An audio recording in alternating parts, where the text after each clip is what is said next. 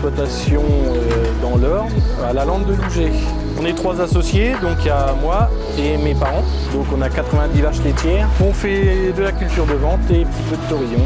Donc avant on rabotait à la main et après on mettait de la sûre pareil à la main. Donc on passait 2 fois par jour, une fois le matin, une fois le soir. On a toujours gardé le même système avec l'automoteur, une fois le matin, une fois le soir. On passe à environ 15 minutes le matin et puis 10 minutes le soir. Avant on était sur plutôt 25 minutes matin et soir. On a vu quand même un gain de temps, moins pénible. Tout le monde se sert de la machine. Si on est parti au travail au champ, ma mère passe l'automoteur sans problème, et sans fatigue. Même quand il y a des stagiaires, ils font aussi de l'automoteur sans problème.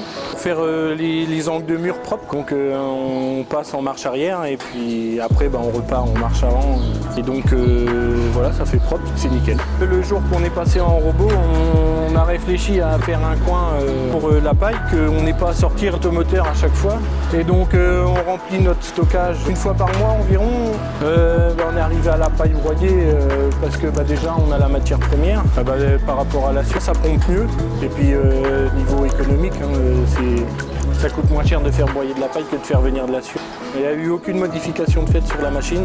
Ça sort pareil que si c'était de la sûre. On a vu au niveau des mammites, au niveau des vaches, donc on a diminué en mammites. Du jour que la machine a été mise en route, on a vu une nette amélioration de ce côté-là.